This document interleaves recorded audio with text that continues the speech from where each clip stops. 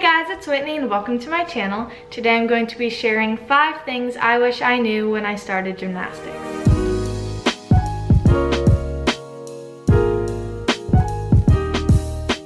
Now, some of these are bad and some of these are good, but just remember that these relate to everyone in completely different ways because everyone has a different life, a different family, different school, different conveniences.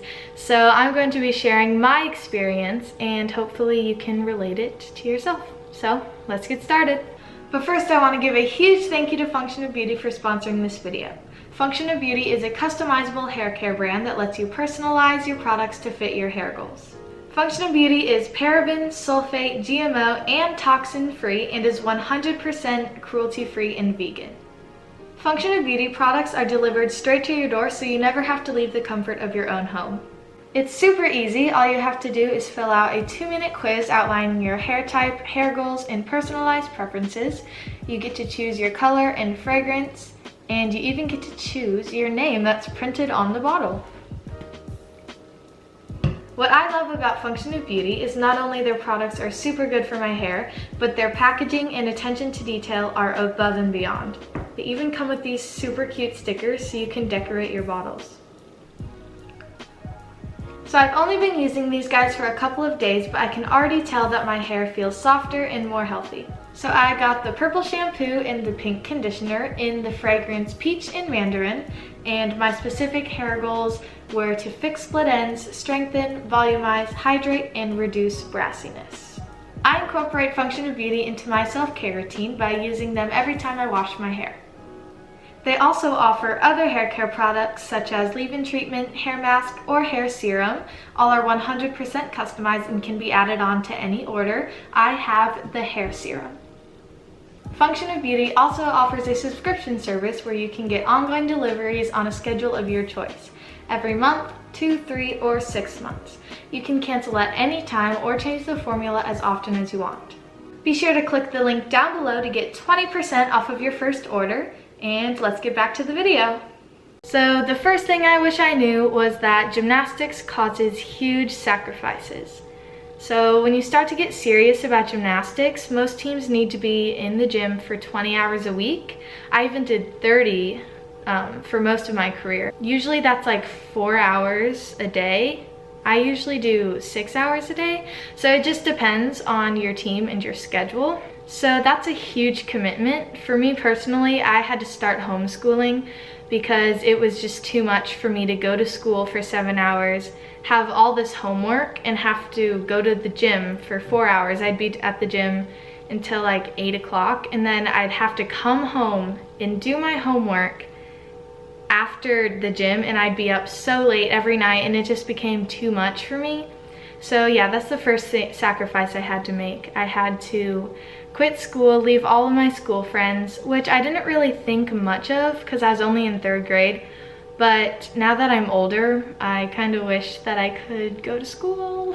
So yeah, all of my friends are from the gym. I only have a couple close friends that I've had since I was little.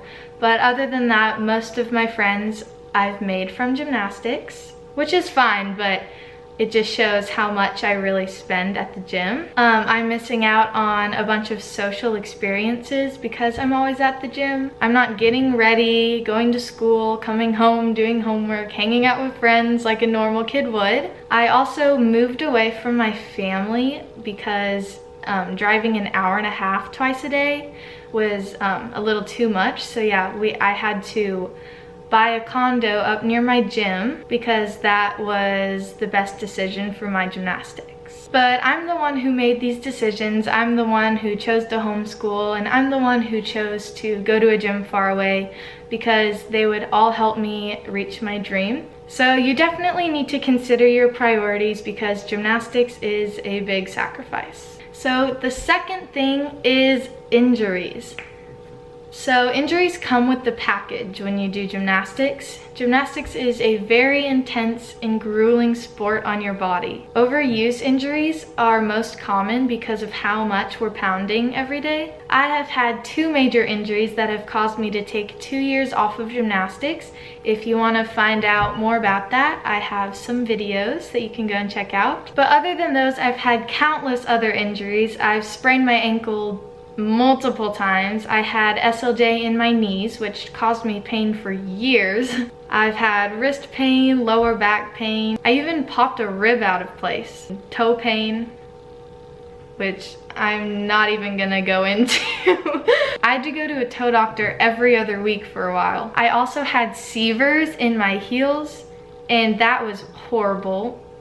Most of you gymnasts probably have had severs too, and that sucks. I had it in both my heels for like a year or 2, and that's not fun. But injuries are bound to happen as an athlete, and you just need to listen to your doctor, recover, and come back even stronger. So those were more of the bad things I wish I knew. Now we're gonna move on to more of the tips or advice that I would give myself. So the third thing is, do not rush to level 10 or whatever level you're trying to get to. Because when I was little, I would try so hard to get all my skills. I would be like, oh, I need to get to level 10. I can't wait to be a level 10. So every year I would rush and rush and rush, and I would try to get to level 10. If I had to be held back a level, that was a nightmare for me. Like, I never wanted to be held back. I always wanted to go to the next level so that I could be a level 10. But now that I am a level 10, I realized, like, take your time and enjoy the process, because you have a long career ahead of you, and you don't need to rush to level 10. Just take your time, because now that I'm a level 10, I look back and I'm like, wow, those were the good old days. Like, you don't realize how good you have it until you get to level 10. No, that's not what I'm trying to say. I'm trying to say, just take your time and listen to your coaches, and if you have to be held back a level, it's okay. Like, it's for the best. If it means your gymnastics is gonna be cleaner, then I would totally do it, because you don't need to rush to get to the higher levels. Every level is equally as important, and you need to take your time to master each level. And trust me, when you're a level 10, you're gonna miss those days when skills were easier. So the fourth thing is focus on yourself as a gymnast.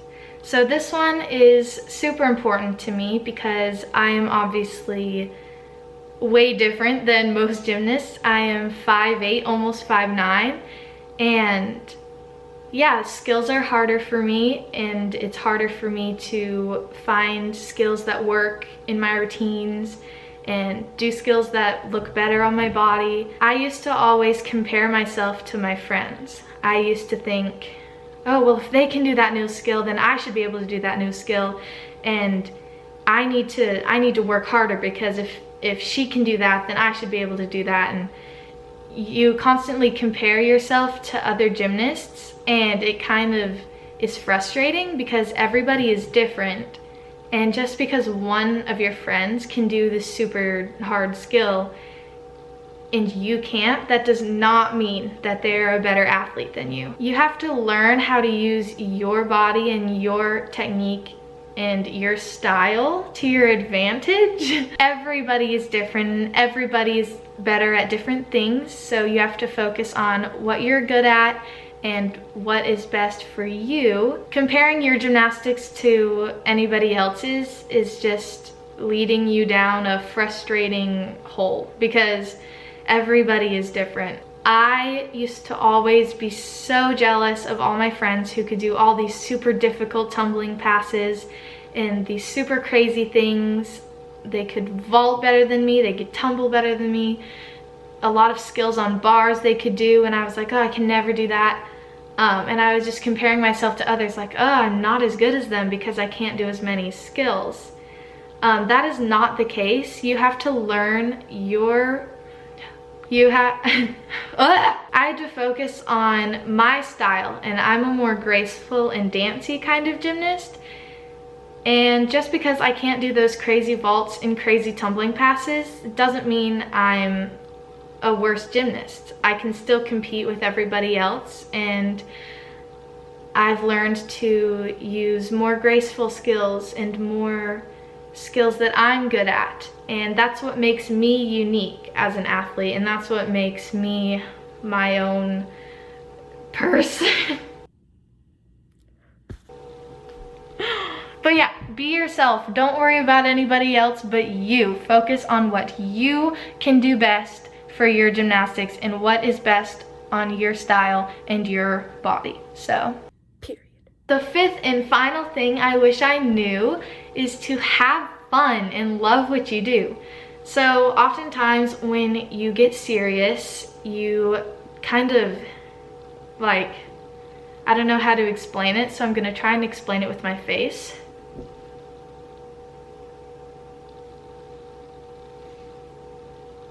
No doing that.